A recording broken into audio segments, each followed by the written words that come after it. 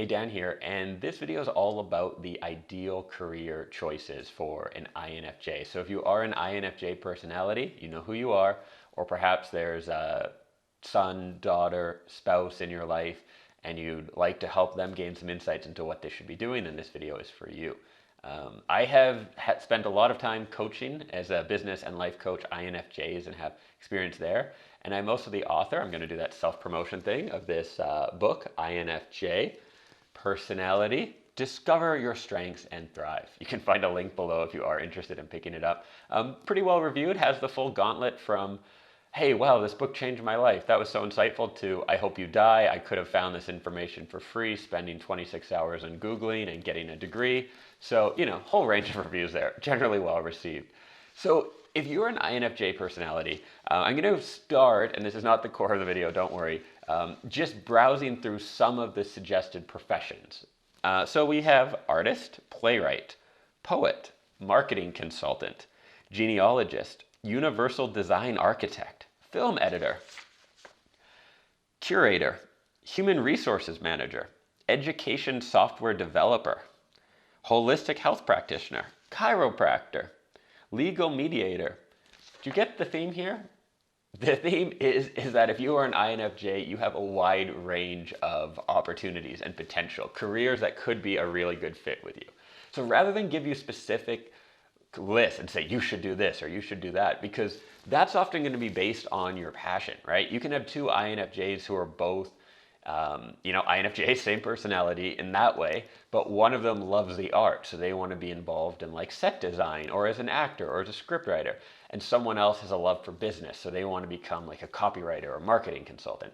And so your passions are your own. Don't ever let someone on YouTube tell you what you're interested in. That would be ridiculous.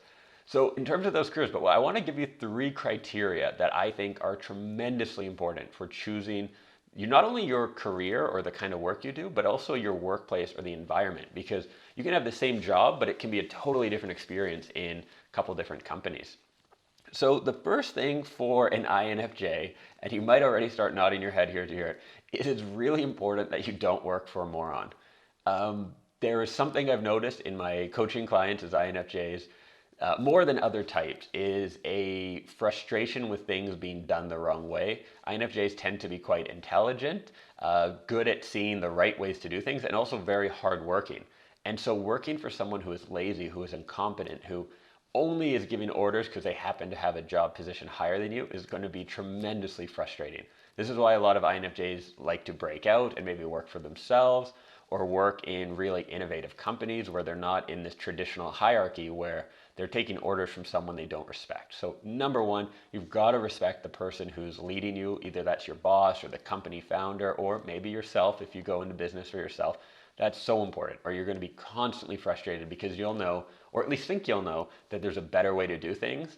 And seeing someone else who's either lazy or incompetent is just going to drive you absolutely nuts. Number 2, being an idealist type. So idealists are the NF. So an INFJ, the NF part of it means you're an idealist, which connects you with ENFPs, INFPs, and ENFJs.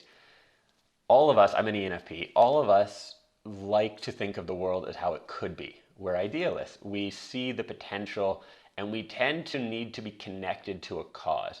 Now, I'm not talking about saving the whales or making cookies for Greenpeace or, everything has to be eco-friendly, that kind of cause. But what I'm talking about is you need to see a purpose in what you're doing. You're not going to be satisfied just plugging away at, as a job where you're told this is the job, you earn money, just do it for the sake of it. You're not going to be satisfied with that. You're going to need to see the bigger picture.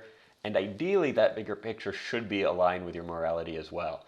It doesn't have to be some crazy cause, but it does have to be something you can feel good about, because otherwise you're just not going to be motivated. You're likely not someone who's driven purely by money. You need to see the purpose in what you're doing. And so think about that in terms of the kind of company you want to be working for. And within your individual work for that company, can you see the results? Do you see how it leads to something? Or is it just like a clog in the machine where you don't really know how your work actually has an impact on anything? And if that's the case, it's not going to be the best work environment for you.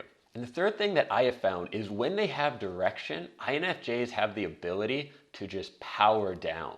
to really take something, have a goal, get determined, and put in tons of work and reach that goal. They're very determined and also willing to work hard, as I mentioned before.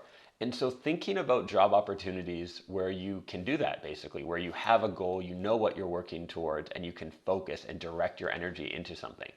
And that is not every job. That is not a lot of jobs, right? A lot of jobs are about kind of maintenance or just get by or follow the rules, rather than having a challenging project that you can focus on, put all your energy in, and achieve something that you'll feel good about. So that is the third thing, and that's, I think, really important as well. So those are the three areas I would think about when you're choosing a job. It doesn't have to be the specific, like what the job is, but does it fit in this criteria? Will you be working for someone you respect, someone that is going to inspire you and motivate you rather than frustrate you? Is it something that you're aligned with in terms of the overall purpose of the work you're doing? And can you see a goal? Can you see an outcome that you can pour all your energy into working towards and then have that feeling of achievement afterwards? So those are the three areas. What I would love from you in the comments is to let me know what you think. If you're an INFJ, what do you do now? Do you enjoy it? Do you not enjoy it? The whys are great too. So if you want to tell me and share with everyone else, why you like the job or don't like it, as well as what you're thinking about doing. What you'll probably find in this video is you'll get feedback from other INFJs as well. So if you're younger, you're just starting out, share a comment, asking advice. Here's what I'm thinking about doing. I'm not sure. Would this be a good fit? And myself and other people in the community here can give you feedback and help with that as well. Thanks for watching. If you've enjoyed this and found it helpful, do subscribe to my channel. We have lots of content on psychology, personality type, and not so much careers, because I tend to be a work for yourself kind of guy, but if you are interested in working for yourself in some capacity or another, then you should definitely be subscribing as well. Thanks again for watching.